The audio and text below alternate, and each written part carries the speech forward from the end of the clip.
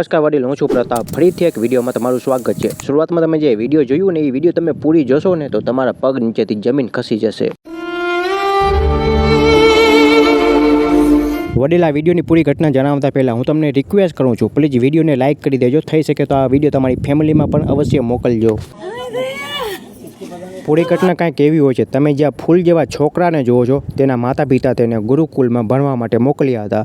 હવે આ છોકરાને ગુરુકુલમાં તેની માતા પિતાની યાદ આવતી હતી તો ગણે જવા માટે તોફાન કરતો હતો. એટલે આ બે પ્રેમી ગુરુકુલની અંદર આ છોકરાને મારે છે, એટલો બધો મારે છે, એટલો ટોર્ચર કરે છે કે આ છોકરાની મૃત્યુ થઈ જાય છે.